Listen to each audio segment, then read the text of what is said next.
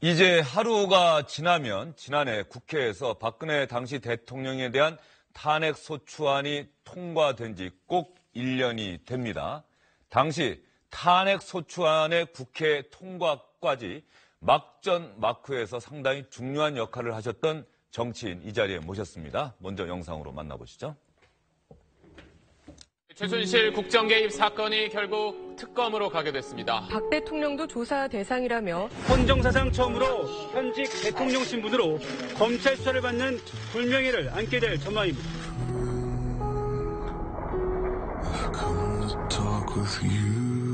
최순실 씨는 과거 제가 어려움을 겪을 때 도와준 인연으로 내가 이러려고 대통령을 했나 하는 자괴감이 들 정도로 괴롭기만 합니다. 여러분들께서 질문하고 싶은 것도 그때 하시면 좋겠습니다. 예.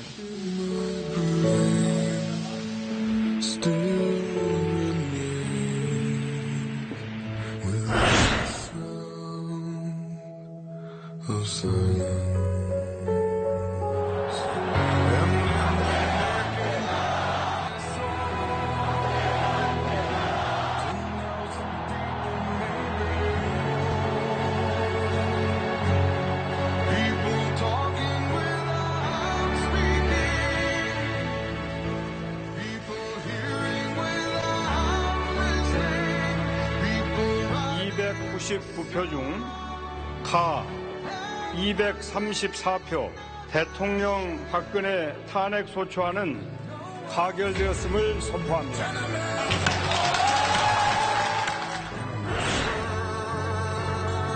중 피청구인 대통령 박근혜를 파면한다.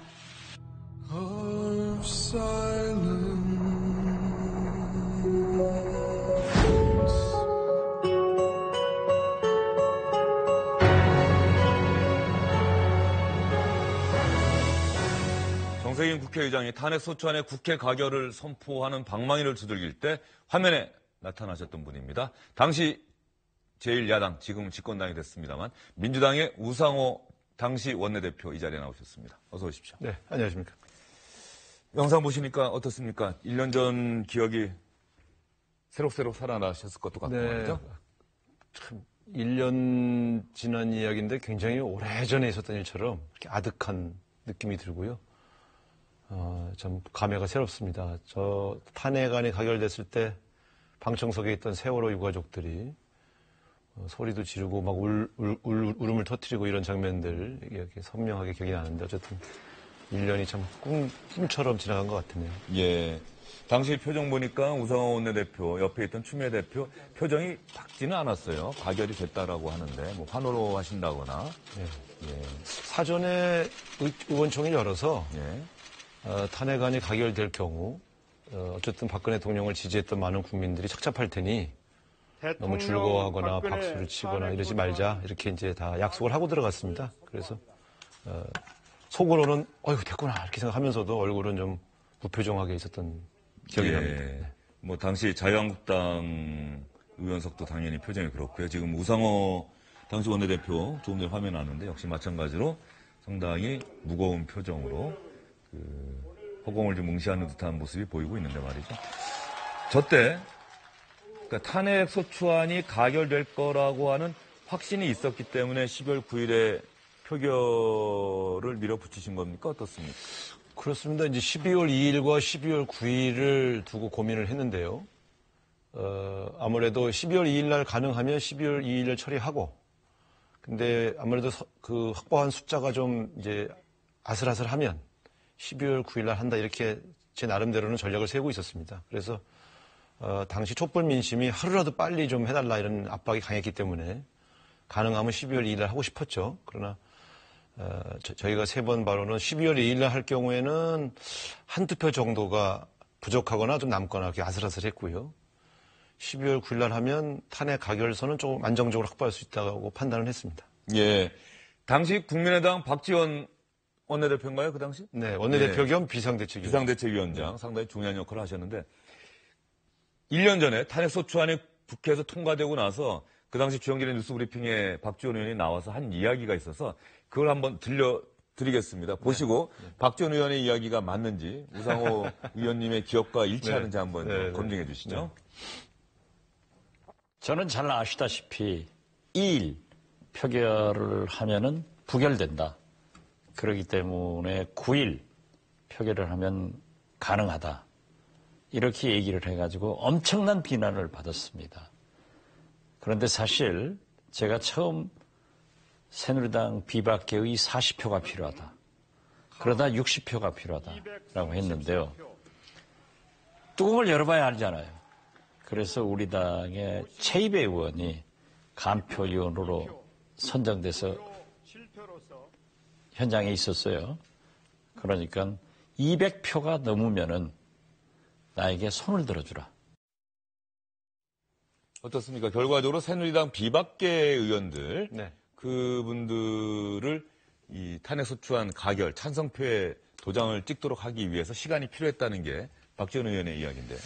물론 이제 당시에 새누리당의 상당수 의원들이 4월 퇴진 6월 대통령 선거안을 이제 정리를 해서 청와대에 전달을 하고 12월 7일까지 답을 달라 이렇게 최후 통첩을 한 상황이었습니다. 그러니까 누가 봐도 12월 9일은 안정적으로 될 수 있다고 판단할 수 있었죠. 그러나 저는 만약 12월 2일 날 표결에 들어갔다 해도 그 대통령의 최종 답변이 오지 않았다는 이유로 과연 새누리당 의원 전원이 다 부결시켰을까? 저는 그렇게는 보지 않습니다. 왜냐하면 당시 비박계 의원들은 박근혜 대통령 탄핵에 실패하면 자신들이 결과적으로는 박근혜 대통령에게 보복을 당할 수 있다고 하는 두려움들이 있었기 때문에 물론 12월 9일이 안정적이었던 건 사실입니다만 12월 2일도 밀어붙여 볼만 했다. 그리고 사실 12월 2일로 결정해 놓고 막상 그쪽에서 정 못하겠다고 하면 9일로 연결이 되는 건데 처음부터 12월 2일은 안 된다고 하시니까 좀 비난을 받으신 거죠. 제가 볼 땐 이제 와서 2일이냐 9일이냐 따지는 거는 참 무의미한 일인데. 예. 그 당시에는 긴박했었죠. 네. 예. 그때는 뭐 하루라도 빨리 하라고 뭐 아우성을 치셨으니까. 그래서 저는 그때 좀 과도한 비난을 받으신 편이에요. 박지원 대표가 탄핵 안 하겠다는 것도 아닌데. 그래서 좀 억울하신 느낌도 있으실 텐데 제가 볼 땐 2일 날 했으면은 좀 아슬아슬했고 9일 날 했으면 되게 안정적이었다. 이렇게 보고 있고요. 지금 뭐 200석이 넘은 손을 들어서 표시하라 이렇게 말씀하셨다는 거는 전체적으로 본인이 12월 9일도 200표가 넘을 건지 확신을 못 하셨다는 뜻 아니겠습니까? 근데 저는 당일 아침에 최고위원회에다가 제가 명단 동그라미 X 친 게 저만 갖고 있었거든요. 네. 아무에게도 명단을 공개 안 했는데 그 혼자서 검증을 하신 거예요? 새누리당 그렇습니다. 의원들까지 다? 그렇습니다. 예. 그래서 제가 그 당일날 보고할 때는 220에서 225표 정도 확보했습니다. 이렇게 보고를 드렸는데 막상 가결되고 나서 234표 그러니까 제가 깜짝 놀랐어요. 예. 그래서 제가 민심이 이렇게 무섭구나. 그러니까 제가 확보한 것에서 사실 더 줄어야 맞거든요. 근데 오히려 더 늘어나니까 제가 아까 그 화면에 나왔습니다만 약간 깜짝 놀란 표정을 좀 졌는데 제 예상보다는 굉장히 많이 나온 그런 표결 숫자였습니다. 대통령에 대한 탄핵 소추안이 국회에서 통과가 됐다. 아마 이것도 헌정사상 처음인 것 같고요. 네. 그리고 우리 국민들이 기억하는 박근혜 전 대통령에 대한 국회에서의 탄핵 소추안 가결 헌법재판소의 파면 결정. 사실은 이게 뭐 마냥 환호하고 이럴 수만 있는 일은 아니지 않습니까? 그럼요. 사실은 이게 헌정사의 불행한 일이죠. 사실 현직 대통령이 임기를 잘 마치시고 그리고 평가를 받아서 다음 선거에 반영하는 것이 대의민주주의 원리 아니겠습니까? 그런데 현직 대통령이 더욱더 세계 12위의 무역대국인 대한민국에서 비리와 관련되어서 탄핵을 당했다. 사실 불행한 일이고 세계사적으로 보면 이제 참 부끄러운 일입니다. 그런데 어쨌든 그런 일들을 대의민주주의 틀 안에서 유혈 사태 없이 헌법이 정한 절차에 따라 잘 마무리했다. 이건 또 나름대로 의미가 있는 것이죠. 탄핵 소추안 가결까지 숱한 고비들이 있었을 것 같아요. 네. 그리고 지금 책도 갖고 나오셨는데 제가 기사도 봤습니다만 그 숱한 고비들. 그런데 박근혜 전 대통령이 충분히 어떤 제안을 수락하거나 동의만 했었어도 탄핵까지는 안 갔을 것이다. 이런 이야기도 있던데 말이죠. 그렇습니다. 그 당시에 두 번의 기회가 박근혜 대통령에게 있었죠. 하나는 본인이 이선 퇴진해서 국가의 상징적인 지도자로 남아 계시고 그러니까 대통령직은 유지하는 겁니다. 그리고 국회에서 추천한 총리를 받아서 내치에 관한 전권을 넘겼다면 그런 여야 합의 사항에 대해서 동의를 해줬다면 탄핵 조차는 당연히 없는 것이죠. 근데 본인이 그게 하기 싫으니까 개헌을 꺼내기도 했다가 또 갑자기 김병준 총리를 임명해서 이 김병준 총리를 자기가 지명한 게 바로 그거다라고 이렇게 생떼를 쓰니까 우리는 탄핵 절차를 밟을 수밖에 없었죠. 두 번째는 이제 새누리당에서 4월 퇴진, 6월 대통령 선거. 당론으로 정하게 됐죠. 그렇습니다. 그러면 이제 그것은 의미가 있는 게 정치 일정이 예측 가능하고 대통령 스스로가 퇴진을 주장하기 때문에 사회적 갈등이 최소화될 수 있는 점에서 저는 검토할 수 있는 카드라고 봤습니다. 민주당에서도 검토할 수 있는 카드라고 보신 거예요? 당론을 정하지는 않았지만 전 나름으로는 예. 대통령이 저 안을 받으면 새누리당 의원들이 전원 다 탄핵 찬성표를 던지지 않을 테니 탄핵 자체 절차는 사실상 진행되기 어렵겠구나 이렇게 생각을 했었죠. 그런데 이 두 개의 가능성을 대통령이 다 거부함으로써 자기 스스로 탄핵의 길로 간 것이죠. 아마 그 당시 제가 청와대 얘기를 들었는데 청와대 참모진이나 또 국정원이나 각종 정보 파트에서 보고할 때 탄핵이 부결될 거다 이런 보고를 했다고 그래요. 아마 대통령은 계속 그런 판단을 하고 있었던 것 같습니다. 예. 예, 어쨌든 우상호 당시 민주당 원내대표 나오셔서 이야기 나누고 있는데 말이죠. 그 책 탄핵 100일간의 기록인가요? 네, 그렇습니다. 예. 네. 그리고 더 미래연구소하고 한번 잡아주시죠. 네. 국회의원 우상호 이렇게 우상호 의원님의 이름이 적혀 있습니다. 이건 어떤 책입니까? 요거는 이제 1년이 지났는데 지금 어떤 곳에서도 기록을 정리하는 곳이 없더라고요. 그래서 제가 87년 6월 항쟁을 주도할 때 아쉬운 게 항쟁이 끝나고 나니까 당시 기록이 다 없어요. 그래서 아니 이게 나중에 역사 교과서에 실릴 그런 큰 일인데 이렇게 1차 자료들이 없어서야 후대의 연구자들이 어떻게 이걸 연구하겠나 하는 그런 아쉬움이 있었습니다. 네. 그래서 이번에도 직접 이 일을 주도했던 제가 정리하는 게 가장 맞겠다 싶어서 저하고 더미래연구소가 좀 기본적인 사초를 좀 모아보자. 그리고 그때 당시에 바깥쪽의 백서는 퇴진행동에서 정리를 할 테니 당시 제도권인 국회에서 일어났던 일들은 국회의원인 우리가 정리하자 이렇게 해서 묶었습니다. 묶다 보니까 자료가 많아서 한 300페이지까지 왔는데요. 여기도 자료가 사실 많이 더 두껍게 할 수 없어서 많이 이제 누락시킨 자료들이 많이 있죠. 나중에 그런 1차 자료들은 다 더미래연구소에 보관을 해서 정치학자들이나 사회학자들이 연구할 때 참고를 할 수 있도록 그렇게 할 생각입니다. 어쨌든 기록을 남겨야 되겠다는 그런 목표로 이 작업을 했습니다. 일반 시청자분들은 좀 구해서 읽기가 좀 어렵습니까? 어떻습니까? 현재는 한 500권 정도만 예. 한정판으로 저희가 직접 그냥 했는데요. 오늘 모 출판사에서 이걸 출판하겠다는 연락이 와서 예. 지금 의논 중에 있습니다. 예. 그러면 아까 말씀하셨던 두 번의 고비, 이제 탄핵과 관련해서 이야기를 나누고 있는데 두 번의 고비, 그 중에서도 새누리당 비박계 의원들의 선택이 상당히 중요했었는데 네. 새누리당 비박계 의원들이 최종적으로 찬성표를 던지게 된 한 40명 이상 찬성표 던진 거죠? 결과적으로 결과적으로는 새누리당의 절반 정도가 그러니까 비박계 의원들이 아닌 분까지도 예.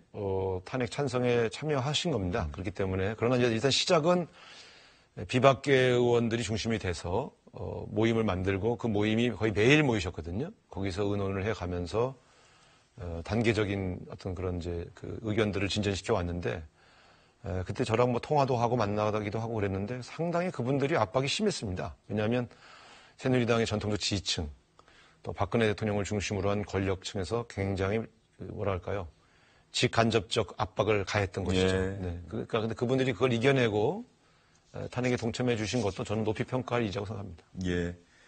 그런 그분들을 박근혜 전 대통령에 대한 탄핵 소추안에 찬성표를 던지기에 이끈 가장 큰 요인은 뭐라고 보세요? 박근혜 대통령의 불통이죠.